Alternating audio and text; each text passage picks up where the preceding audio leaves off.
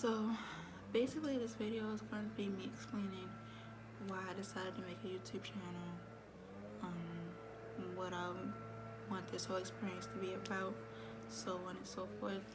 I hate when they do that. It's so loud for no reason. I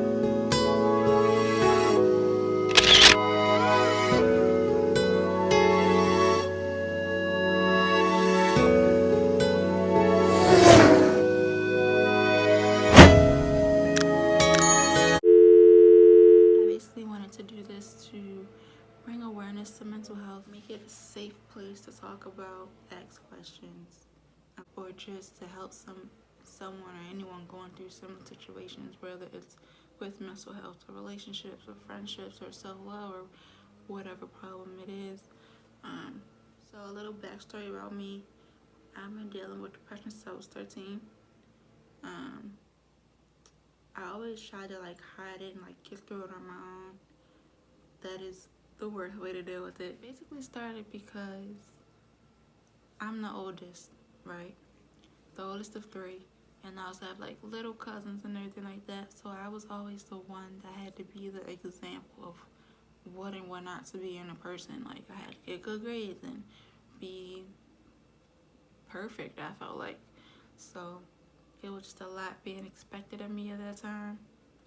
And I just felt like it was a lot of pressure. And then on top of that, because I knew what was expected of me, I added more pressure onto myself because I wanted to be perfect. I wanted to be the example.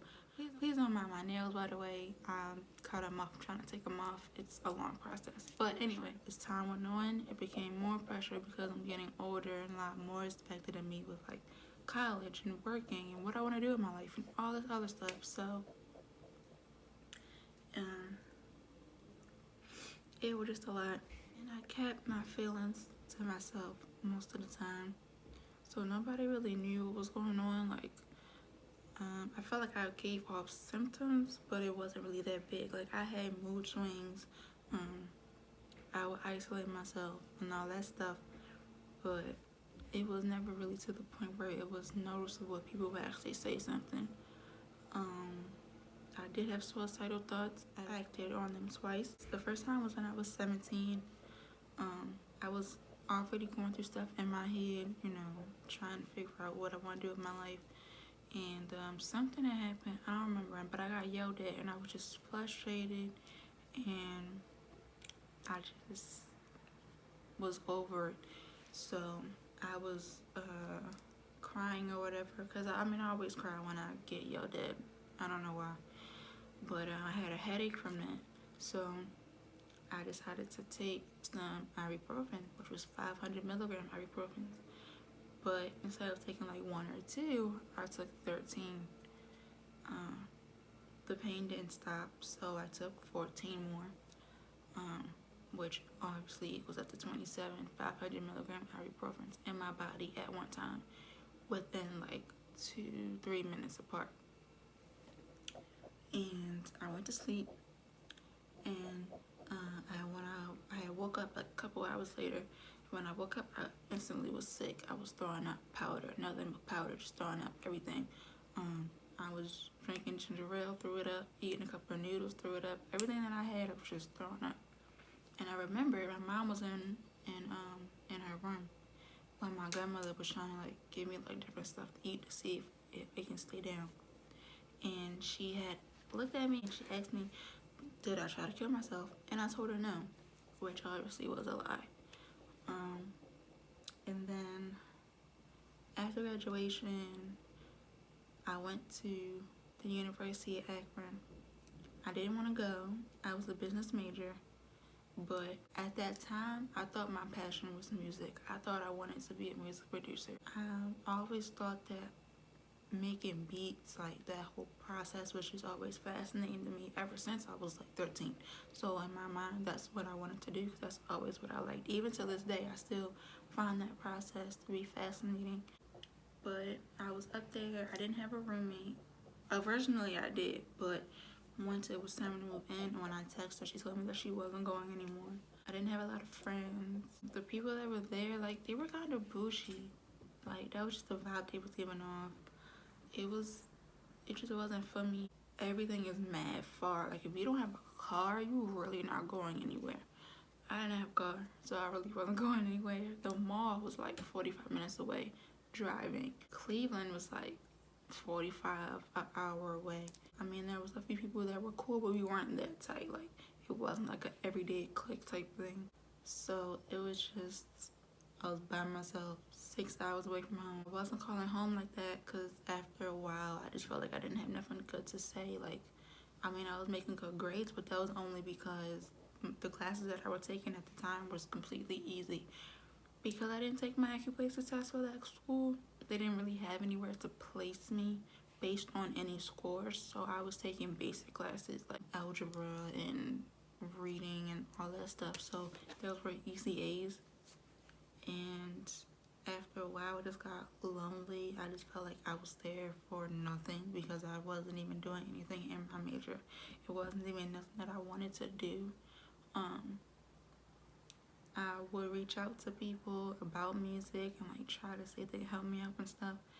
And most of the time I did get responses, but they were guys and like, yeah, I'll help you and all this other stuff. But when it really came down to it or meeting up, it was, oh, well, I want to chill, or I want to do this, I want to do that. So it was like basically like if I wouldn't entertain them or sleep with them or however, I wouldn't get any help. And since I wasn't doing any of those things, I never got any help. So I just got depressed and I was just like, I don't want to do this anymore. I'm not happy here. And it got to a point where one day I was just like over it. Like, I was over it. I was crying. I was just like, I don't want to be here anymore. And I had a pocket knife that I always had in high school. And I was like, oh, slice my wrist right here in my dorm room. And it was crazy because I was so serious about it, and I was so I was just so fed up.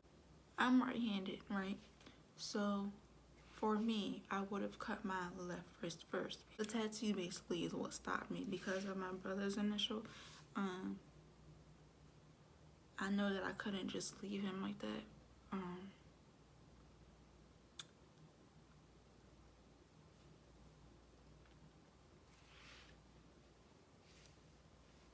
I wouldn't want him to have to go through that pain. So that's what stopped me from slicing my wrist. And so since that didn't happen, I decided I'm coming home. So I called all of the people I needed to call on campus. I canceled the housing. I returned my keys. I did all of that because at this time it's winter break. So around like December 16th ish is when everybody has to pack up and leave to go back home. So I canceled everything. I called my old job because when I was a senior in high school, I was working at Dairy Queen. I called them back, told them I was coming back. I canceled everything. When it came close to the time of me coming home, I called my mom. I don't know if this was the exact day that I had that she had to come get me, or like a couple days before. I don't remember. But I remember she was driving. And I called her and I was like, I'm coming home. I don't want to do this anymore. I want to do music. I'm going to do music. It was a very intense conversation, but everything was already taken care of, so I really didn't have a choice but to come home. So I came home. I started working again. Once I came home, and I also applied to come to Sheffield Institution, which is a music institution like 15 minutes past Towson. So I planned on going there. I did start going there and I was working at the same time. But I only went there for like 2 weeks, I think, because they don't do financial aid. So your only payment options are out of pocket or loans. And I couldn't get the loans on my own or with my co-signers. And the other option is to pay a certain amount at a certain time to hold your spot, which was, I believe, $4,000. I believe. and I obviously don't have that. I mean, I had to take out loans just to go to Akron, so I didn't have that. So I had to stop going. I continued working. Once the next school year came around, I went to CCBC, and when I was filling out the papers, I think I was going up there to get my student ID, and I wanted to pick a major because I didn't want to do general studies. And when I was looking on the paper, I saw that they had music production and audio tech. So I called my mom and I told her, and she was like, well, this is what you want to do, then go ahead and do it. It's there, blah, blah, blah. So I did. And my first semester, I had to do English class, the regular class, the helping English class, and then at 1 o'clock, I had the college readiness class. English class, it was okay. I mean, it's English. The English ready, like the English helping class, it was cool. I didn't really care for it because I didn't need help in English. Like, I really didn't need help in English, but I just did bad on my acupuncture, so of course they thought that I did, but I didn't. So I really didn't take that part seriously. The English readiness class, it was only 7 weeks, so eventually, like halfway through the semester, I didn't have it anymore, so I only had 2 classes. But I passed, and that was fall semester. So that was that. And then that summer, which was of 2018, on June 12th, my best friend was murdered by her ex. It was basically like a if I can't have you, nobody can situation. So when that happened, everything flipped. Like, I was instantly got depressed, like on a whole different level, because I was still doing the music major, but school, I was trying to get ready for school.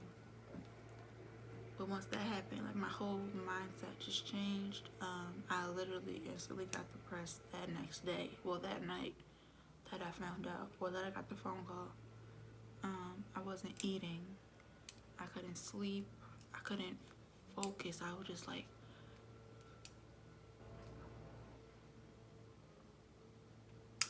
I was just so angry. Cause it's like you lose someone,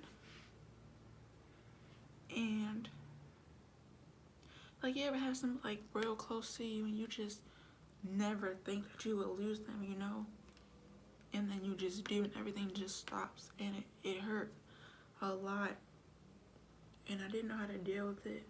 And usually when I get depressed, I can just get myself out of it, but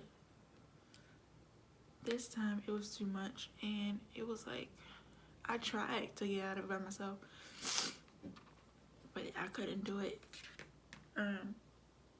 It was like this real deep darkness over me that it scared me a lot, and I never felt that before, and I knew that I wouldn't be able to get it by myself. So going through that, I started getting headaches and stuff, so I went to the doctors to see like what was going on, and they told me like, this is part of the grieving process. Everybody grieves differently and all this other stuff. So they told me to talk to a social worker, and I did. And a social worker already knew what happened to my best friend.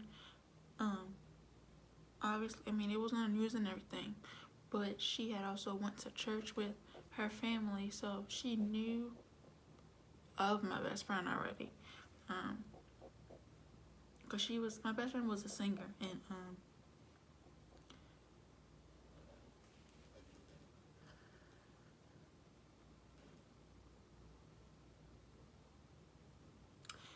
she was just she was just like so full of life, and like you're just like always like it didn't matter who it was, but you just couldn't help but gravitate towards her. So I mean, she was well known and respected as a person, and she was just like this great spirit, you know. So from the social worker knowing her, I took that as a sign that I need to take whatever help she's already given me. So I did. My health insurance paid for everything. So I started doing therapy, and I also started seeing a psychiatrist, and I got diagnosed with depression, PTSD, and anxiety. Now with that, I started taking medication. I was taking a medication for, okay, so this is September 2019. So I've been taking it, well, I was taking it for about a little over a year. And I've been doing therapy for a little over a year. That whole process was kind of different for me as far as like taking the medication every day and like the changes that I had, which I can go more deeper into as far as like me taking medication and my therapy in another video if anybody wants me to do so. Eventually I was able to deal with the way that I was feeling with that situation. And even though I was taking medication around certain parts through the trial process and everything like that, I did get depressed because I had to technically like relive that whole situation of losing my best friend. It took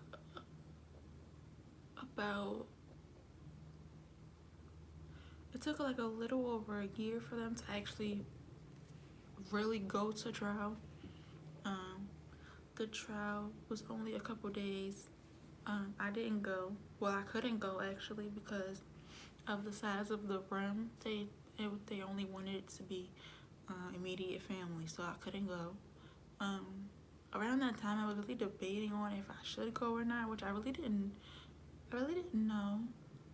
I wanted to. A part of me felt like I could handle it. But then again, I was getting to a point where I really like sat and thought about it, and it was like, I can't be in the same room with the guy that I know killed my best friend and just like sit there. Like I just can't do that and not like try to hurt him or, you know, or to be calm. Like I just can't do that. So they did that. Original charges, I believe, were first-degree murder and then 2 charges of a deadly weapon, I believe. I could be wrong on that part, but I know one was about a weapon and one was first-degree murder.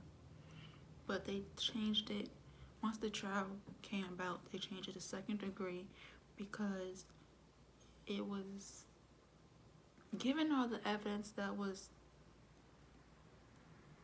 calculated, they realized like he would have did this regardless. Like it was already made up in his mind.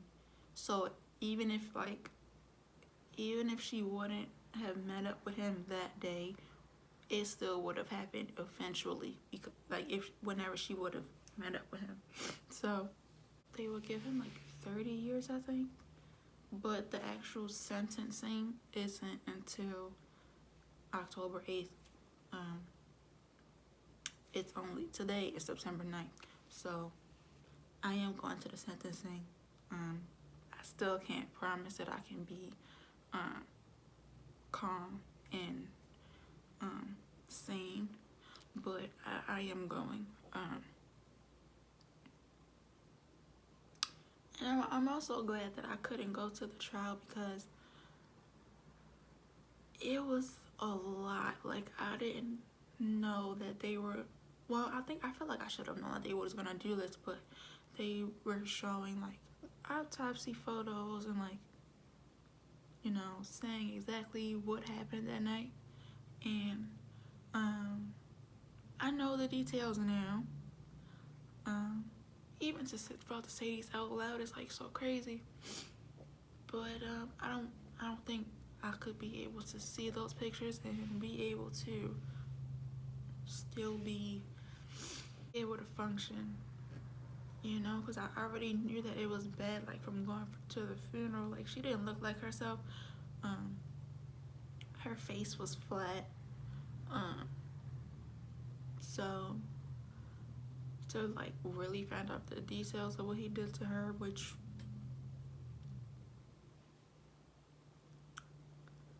it was just a lot. He beat her really bad. Like I said, her face was flat. She didn't look like herself at the funeral. He tied her up.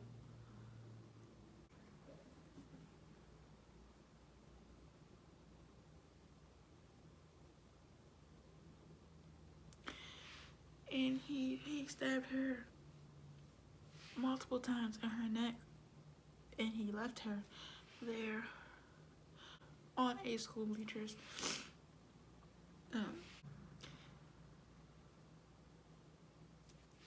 So to know that he had that much anger and rage in him towards her and could do that,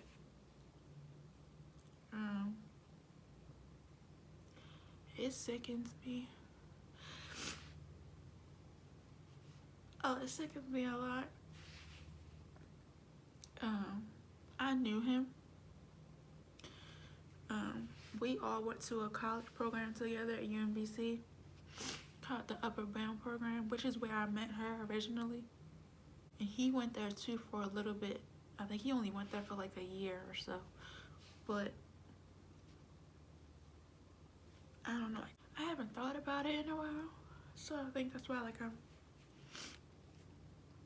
like extremely emotional right now because I haven't thought about it.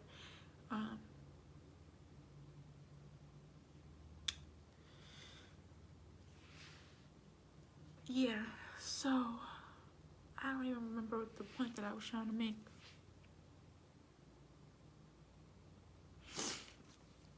But backtracking a little bit about school, the spring semester that just passed, I had changed my major to human services because I know that I want to help people, and I know that I want to talk to people and help them get through things. Even if it's through just my experience or just being there to listen or help them find certain resources or anything. Going through the classes for that,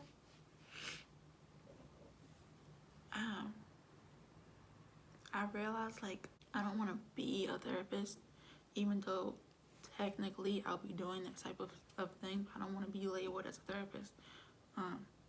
I just want to help people. Also, I don't feel like school was really for me, given the track record of how I did in school. But it was just stressful trying to figure everything out, trying to find a job and stuff. So, given the fact that I failed the fall semester of the music classes and that I wasn't doing so good with the spring semester,